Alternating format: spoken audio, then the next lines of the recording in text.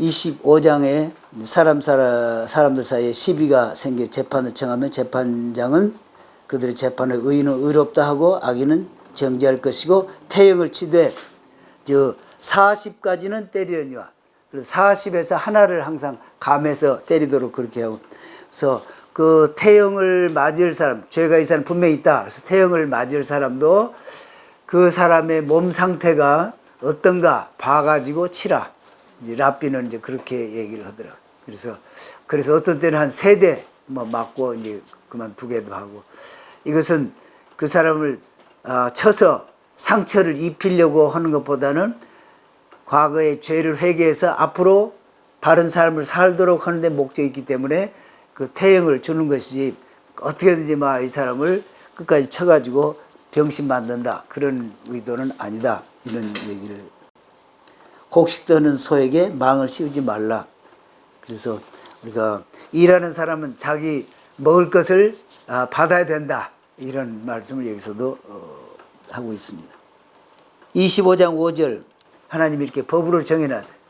형제들이 다 자기의 이름을 잇는 자손이 이어지도록 대가 이어지도록 그렇게 했는데 그 형제간들이 다 그 여인을 취하지 않고 맞이하기를 즐겨하지 않으면 그 형제의 아내는 그 성문으로 장로들에게 나가서 말하기를 내 남편의 형제가 그 형제의 이름을 이스라엘 중에 잊기를 싫어하여 남편의 형제된 의무를 내게 행하지 아니하나이다 이렇게 말하고서 가까이 기업물을 짜겠죠. 그 사람의 발에서 가죽신이라고 그래요. 신을 벗겨가지고 이 죽은 자의 아내가 그렇게 벗기고 그 다음에 여기서는 침을 그의 얼굴에 침을 뱉으라 그러는데 이 원문에는 그의 앞에서 침을 뱉으라 그렇게 돼 있고 랍비의 해석은 그의 앞에서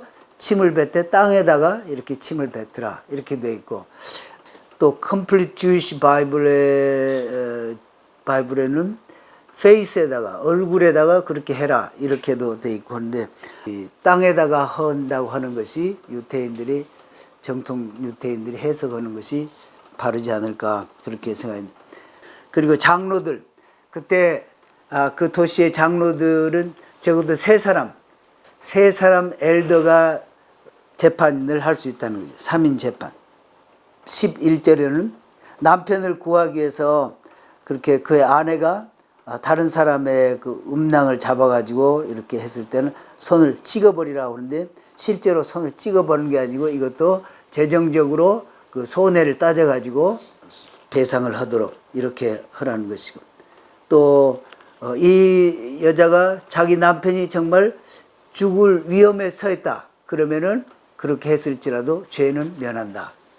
또 13절에 어느 집에 저울추가 있는데 물건을 살 때는 큰 것을 가지고 쓰고 그러면 많이 가져올 거 아니에요. 또 팔 때는 작은 추를 쓰고 이런 이중으로 하는 거 하나님이 가증하게 보신다. 부패한 거 하나님은 가증하게 보신다. 아말렉 25장 17절을 보면 너희는 애굽에서 나오는 길에 아말렉이 내게 행한 일을 기억하라. 아말렉은 완전히 제거하라고 이렇게 되어 있어요. 아말렉이 보니까 군대가 이스라엘이 지나간 뒤에 그 뒤에 뒤처진 사람들 가서 공격을 했다고 되어 있어요. 그래가지고 뒤에 떨어진 약한 자들을 쳤고 하나님을 두려워하지 아니하였다. 완전히 제거해버려라 명하신 것을 볼 수 있습니다. 하나님의 이러한 그 법들을 어떤 것은 오늘 이 시대에 보면 우리에게 맞지 않는 것이 있고 하지만은 역사적인 그것과 그때의 그 배경을 보고 하나님의 법이 얼마나 그때나 지금이나 놀랍고 자비가 있고 잘된 법인가. 토라는 우리 생활과 밀접한 그런 것들을 얘기하고 계신 것이다. 인격적이시고 긍휼이시고 그 두 가지로 요약할 수 있을 것 같아요. 하나님은 하나님이 만드신 그 만물, 사람들, 죽은 자까지도 이렇게 긍휼히 여기시는 거예요. 그리고 고아와 과부, 그리고 외국에서 와서 지금 너희 가운데 여행하는 자, 또 개종한 자, 연약한 자, 도움이 필요한 자를 너희들이 그냥 못 본 채하고 지나지 말라. 레위기서 19장에도 보면 너희는 내가 거룩하니 너희도 거룩하라 그렇게 말씀하시면서, 쉽게 말해서 지금 장인이 맹인이 걸어가는데, 시각장애자가 걸어가는데 그 앞에다 돌을 같은 거 두지 말라. 또 어려운 사람을 그냥 못 본 채 하지 말라. 손을 그냥 딱 닫고 손을 펼쳐서 이렇게 긍휼을 베풀어야 될 때, 그런 것을 거룩이라고. 하나님이 거룩이 거기에 있는 거예요. 여기도 보면은 하나님 하시는 그 모든 법이 다 긍휼, 사랑.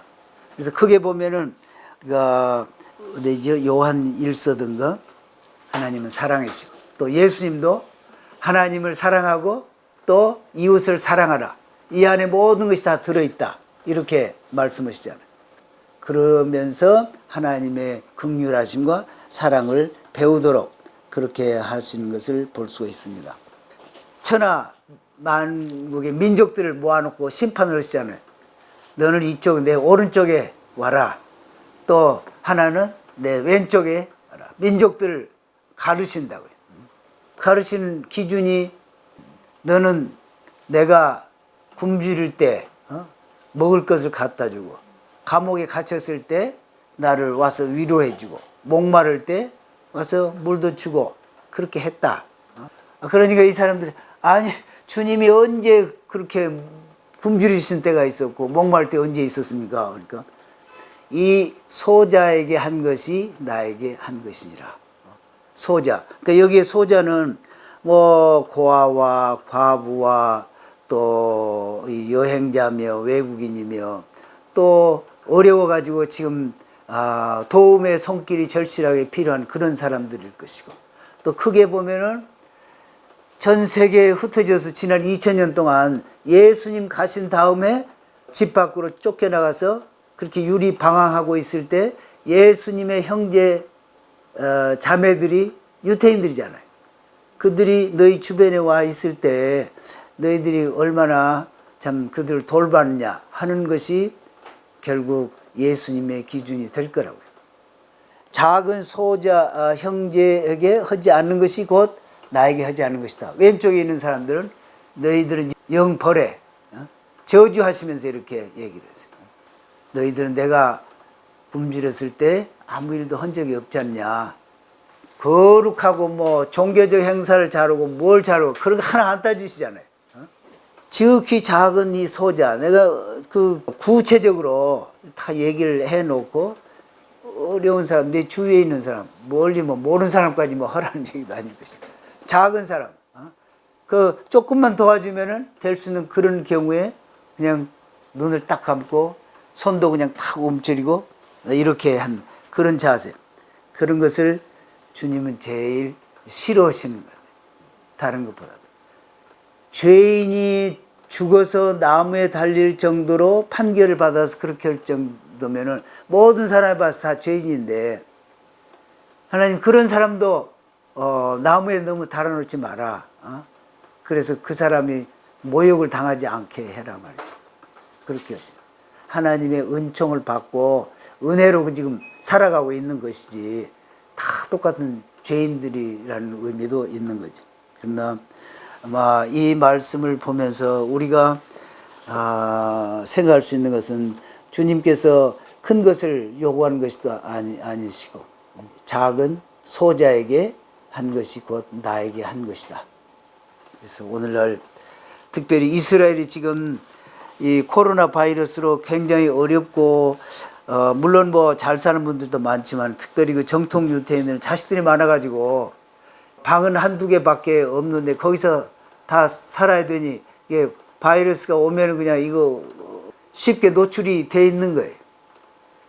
그래서 어렵고 참 요청도 오고, 또 그래서 저희가 그런 것을 얘기를 하면서 헌금을 이제 하시도록 하면 참 기꺼이 하시는 분들이 많이 있고, 참 우리가 이런 때 어려울 때 지원하는 건 참 잘하는 것이다. 더 잘 해야겠다 그런 마음도 들기도 합니다. 어쨌든지 이스라엘은 지금 이 코로나 바이러스가 다시 제2차 감염으로 어떤 가정에 한 뭐 몇천 명의 자녀들은 학교도 갈 수 없을 정도로 지금 어려운 그런 가정들도 있다. 물론 국가에서도 애를 쓰고 하겠지만은 국가에서 다 잘하지는 못하잖아요.